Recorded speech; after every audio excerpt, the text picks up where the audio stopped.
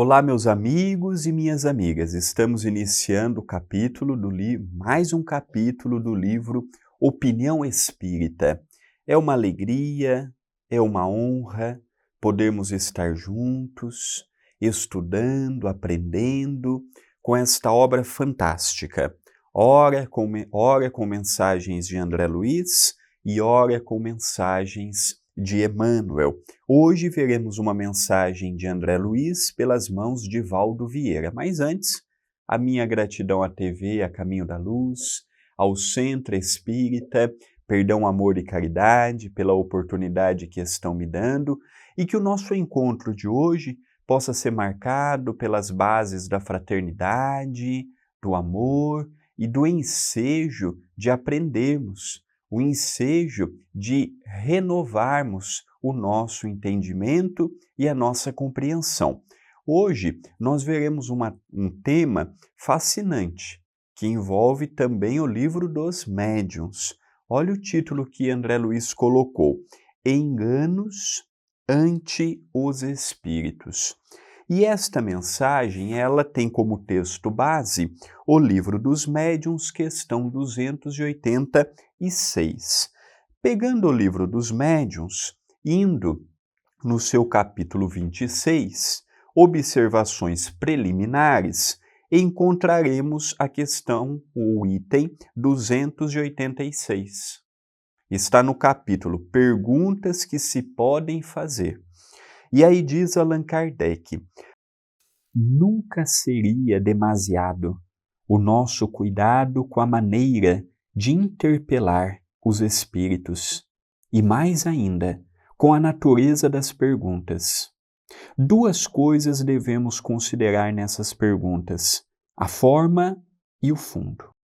No tocante à forma, devem ser redigidas com clareza e precisão, evitando-se a complexidade. Mas outro ponto importante é a ordem em que devem ser dispostas.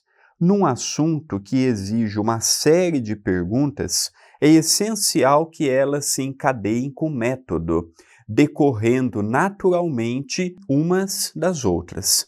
Dessa maneira, os espíritos respondem ao acaso, saltando de um assunto para outro.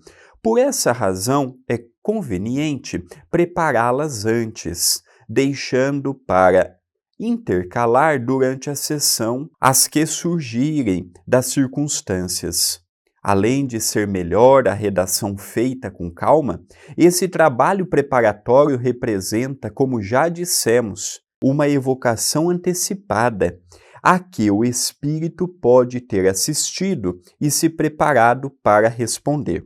Verificaremos que, muito frequentemente, o espírito responde por antecipação a certas perguntas, o que prova que já as conhecia. Aqui ele está nos dando os bastidores, por exemplo, de uma desobsessão, em que nós nos colocamos a indagarmos os espíritos. Ele pede para que nós tenhamos um método de indagação e não chegarmos diante de um espírito que está ali juntamente do médium e sairmos fazendo pergunta a esmo, ou permitirmos que os espíritos falem o que desejam. Não, ele dá um método. Olha, quando vão para uma sessão, pegue um tema. É um espírito esclarecido? Então, sugira temas, sugira assuntos, tenha leve umas 3, 4 perguntas já formuladas para o bom andamento da tarefa. Agora, é diferente propriamente da desobsessão. Como é que vamos levar perguntas pré-formuladas para obsessores que não sabemos de onde vieram e dali para onde vão?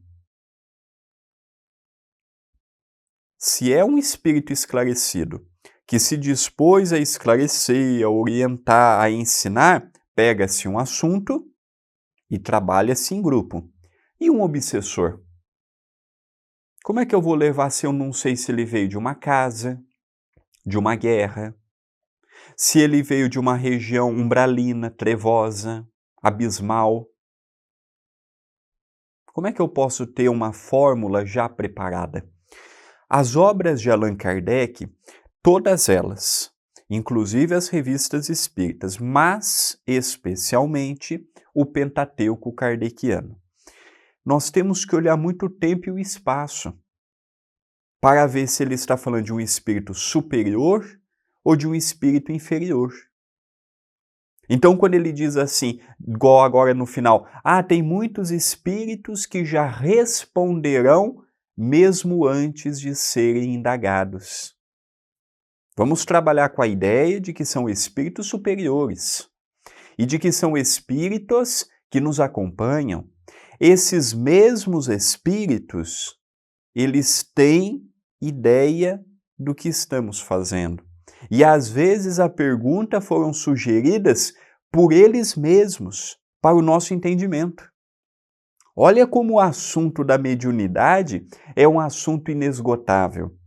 Às vezes o espírito que se propõe a responder é o mesmo que nos intuiu para formular aquela pergunta, que vai ser uma pergunta e naturalmente uma resposta que ajudará todo um meio, todo um grupo, um entendimento.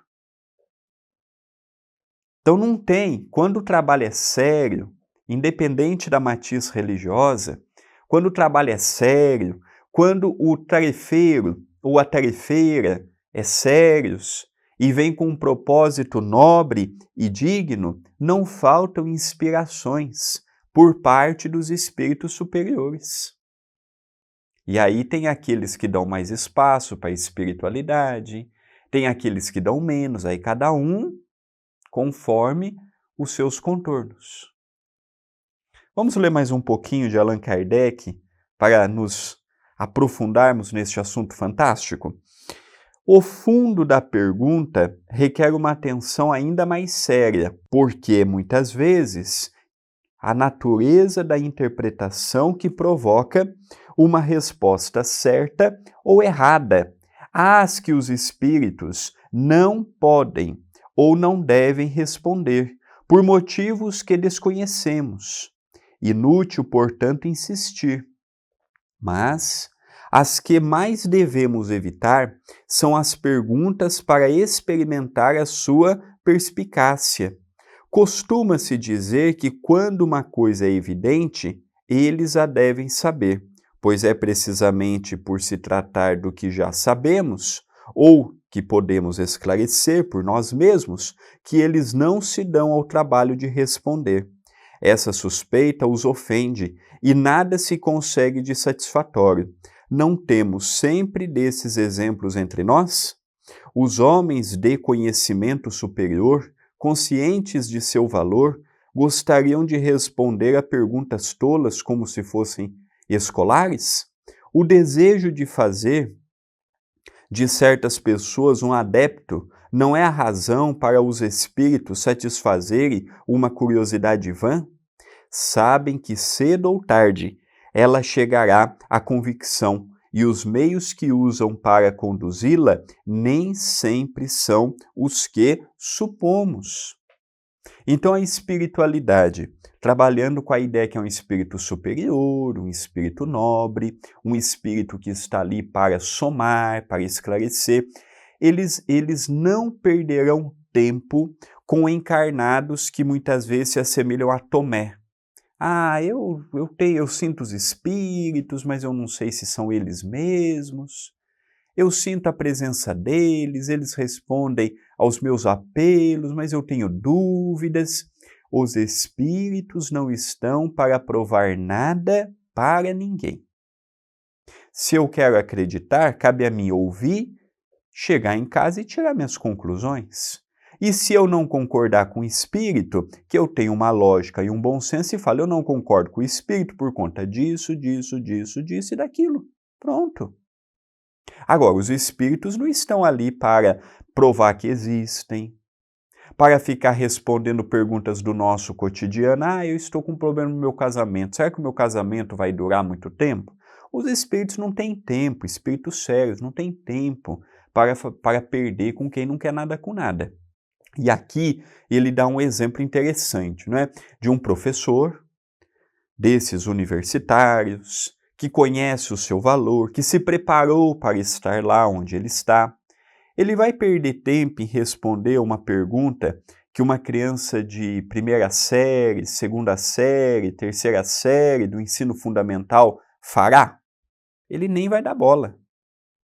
Como ele também não dará bola quando um aluno que ele acaba de explicar vem e faz uma pergunta infantil, sendo que ele já respondeu na sua própria colocação. Ele não vai perder tempo em falar 2, 3, 4 vezes a mesma coisa. É assim com os espíritos. Eles não têm tempo para perder.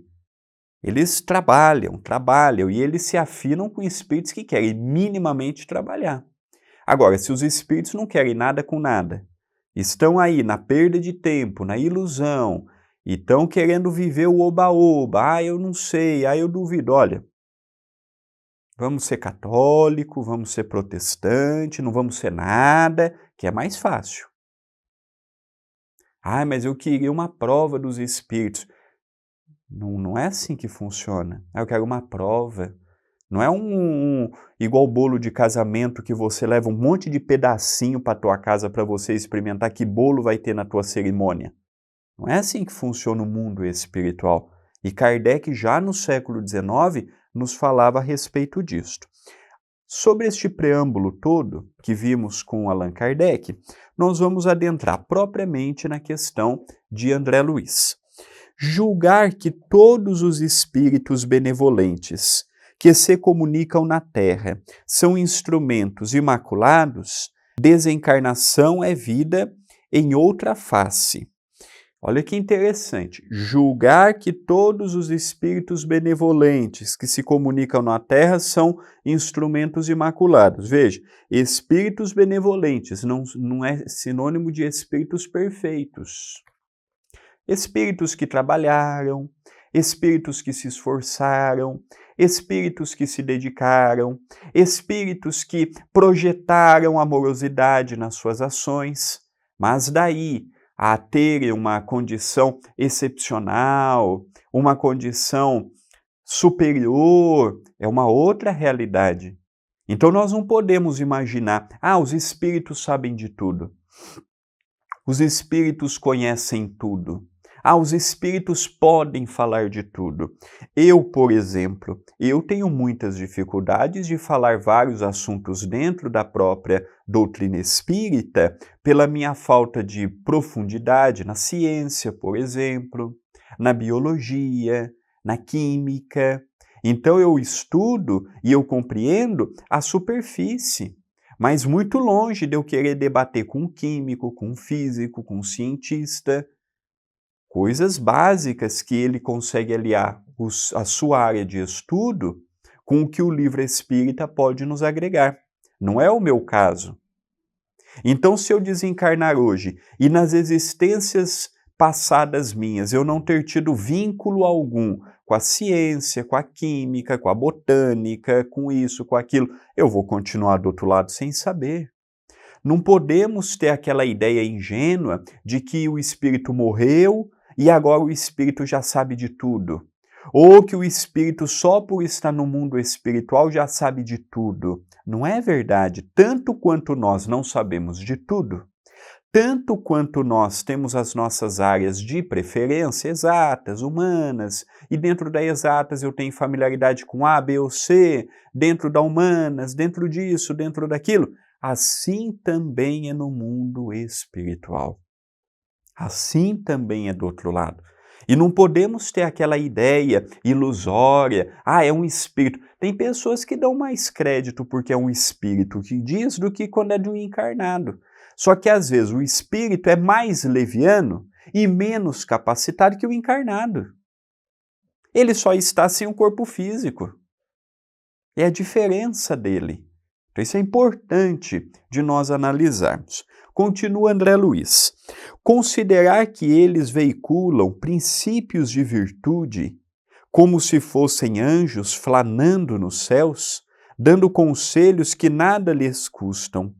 O professor reconhece-se impelido a disciplinas mais austeras que as dos alunos para ser digno da missão de ensinar. Então olha aqui quando André Luiz nos fala, não é?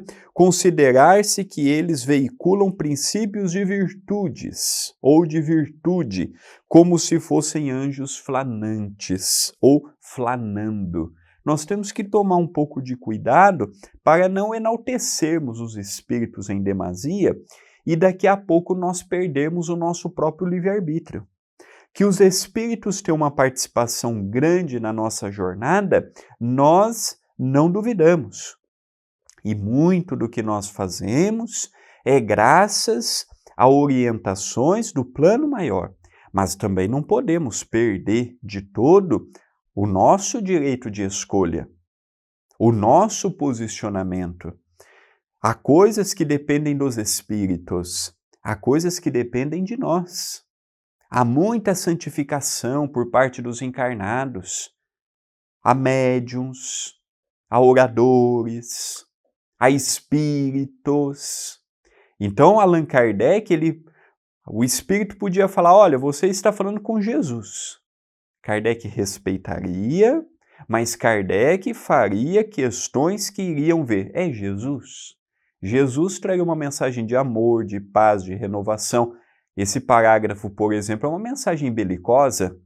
Se a vida toda Jesus foi amor, como é que ele regrediu depois de 2000 anos? Não coaduna com a mensagem. Então Kardec, ele respeitava todos os espíritos. Tanto é que no final do livro dos médiuns, ele separa um monte de questões de espíritos que disseram, olha, é de São Vicente, é de Lamennais, Lacordaire, desse, daquele. E ele diz que não corresponde a esses espíritos e Kardec coloca o porquê. São pseudo-sábios do outro lado, que não tendo credibilidade, utilizavam de nomes sérios, correspondiam em grupos familiares com nomes veneráveis, e como as pessoas não indagavam, tomavam tudo como certo, pensavam que aquilo era a realidade. Pensavam que aquilo fazia parte, sim, do que eles estavam fazendo. Então eu percebo que o mundo espiritual é um grande laboratório também, e que os espíritos continuam do outro lado aprendendo, renovando, estudando, aplicando conhecimentos. Eles não ficam ali à toa. Ah, os espíritos agora não têm o que fazer, vão ficar descansando, vão ficar na ociosidade, como muitas religiões cristãs falam. Não. O espírito do outro lado continua o seu progresso. Só que vai depender da área que ele escolhe. É um espírito que já caminha para a área do bem? Independente da religiosidade? Que nutre bons pensamentos, nutre bons sentimentos? Ou é um espírito ainda leviano? E a partir dessa dissensão, ele vai caminhar com as próprias pernas. Agora, o que nós temos que tomar cuidado é não exaltar o mundo espiritual em demasia e depois sermos enganados voluntariamente. Eu não vou nem poder culpar os espíritos. Nós, os espíritas, precisamos ler mais, estudar mais, indagar mais quando lemos para entendermos a linha de raciocínio. Precisamos nos aprofundar em assuntos básicos. Não podemos aceitar de tudo, ou não podemos, como temos visto hoje, muitas pessoas trocando livros pelo YouTube. Precisamos pegar que seja meia hora por dia, 20 minutos por dia, pegarmos um livro, não tem o livro físico, tá caro, não tem onde pôr, cada um. Temos hoje os PDFs. Vamos ler celular, podemos ler pelo celular, pelo tablet, esses aparelhos próprios apenas para leitura. Agora, o que nós não podemos é ficar nas mãos de espíritos que pegam meia verdade e embutem ali uma mentira. E eu não leio, não tenho base, não tenho conclusão, não tenho parâmetro, eu vou aceitar aquilo. A gente tem que tomar muito cuidado. Continua André Luiz. Chamá-los a propósito de bagatelas, criaturas relativamente educadas sabem respeitar os horários alheios. solicitar-lhes concurso em problemas estritamente materiais, nenhum de nós, conquanto satisfeitos de ser úteis, furtará obrigações dos outros, das quais eles necessitam para a segurança da própria felicidade. Censurá-los por não estarem à nossa inteira disposição. Amigos sinceros e conscientes não escravizam amigos. Quando nós falamos do Evangelho no lar, nós sempre deixamos claro, olha, pegue um dia na semana, com o horário marcado, para que os espíritos estejam com você. Não pode ser assim, qualquer hora, qualquer dia, porque os espíritos não estão à nossa disposição. Então, quando eu marco um evangelho em determinado dia específico e em determinada hora específica, os espíritos que ali me acompanham, espíritos às vezes até familiares, pararão o que eles estão fazendo no mundo maior para estarem comigo naqueles momentos do evangelho. Agora, um dia eu faço na segunda, outro dia eu faço na terça, outro dia eu faço na quinta, outro dia eu faço no domingo, um dia eu faço às 7, outro dia eu faço às 8, outro dia eu faço meio-dia. Os espíritos vão estar comigo? Talvez um ou outro que esteja ali próximo, talvez um ou outro que esteja ali acompanhando o que estamos fazendo, mas não vai ter, em absoluto, o mesmo respaldo que teria se tivéssemos marcado num dia certo, numa hora certa, fidedignos à espiritualidade. Então nós temos que observar que a espiritualidade maior também tem o que fazer. E não adianta eu falar assim, ai, doutor Adroaldo, estou precisando da sua ajuda e venha ao meu socorro. Às vezes ele está numa reunião, às vezes ele está acompanhando um grupo da Colônia Esperança, às vezes ele está acompanhando uma nova atividade no mundo maior e ele não tem tempo para vir toda hora que eu chamar estando ao meu pé. Não é assim que funciona, eu chamo e eles vêm. Agora, quando é um espírito maledicente, ocioso, brincalhão, que não tem nada a perder, esse eu posso chamar a hora que for que vai estar na hora do meu lado. Esse eu posso chamar a hora que for. Cedo, à tarde, à noite, de madrugada, no sonho, acordado, dormindo. Esse vai vir na hora. Agora, espírito sério, não. Por isso que Emmanuel e Chico Xavier, quando iam trazer uma obra, eles marcavam um dia na semana que seria para aquele compromisso. E naquele dia, naquele horário, o Chico parava tudo o que estava fazendo e ele se recolhia para poder psicografar umas páginas, que seja de qual espírito estivesse propenso a escrever aquele livro que estavam escrevendo. Mas com organização, com disciplina, com naturalidade, e não a esmo, atabalhoado, de qualquer forma. Plano espiritual superior é extremamente organizado. Continua André Luiz. Complicar as consultas que lhes queiramos fazer, com a desculpa de lhes testar a existência. Só os corações irresponsáveis intentariam transformar os entes amados em ledores de buena dicha. Exigir-lhes a verdade total, todos nós cultivamos o tato psicológico, no trato recíproco, e não ignoramos que certas revelações funcionam nos mecanismos da alma, assim como determinados medicamentos que somente beneficiam os mecanismos do corpo em dose adequada. Criticar-lhes, sem ponderação e respeito, as falhas, quando apareçam. A pessoa de bom senso compreende claramente o desacerto do benfeitor, de quem já recebeu 99 favores perfeitos, através de recursos imperfeitos, como sejam os canais mediúnicos terrestres. E doente, algum pode queixar-se, quando ele mesmo procura obscurecer por todos os modos os raciocínios e manifestações do médico.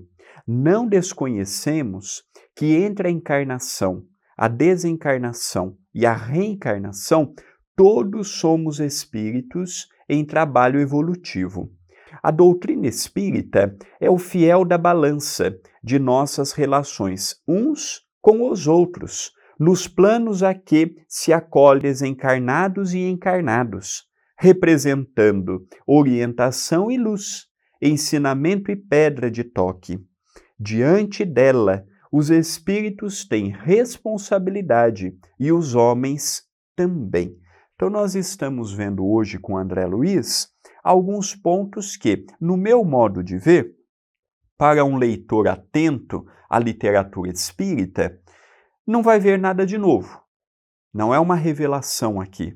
É apenas um complemento do que já sabemos, visto no próprio Livro dos Médiuns, visto na própria literatura pela Lavra Mediúnica de Chico Xavier, por várias formas, sob vários ângulos. O que eu posso tirar de conclusão?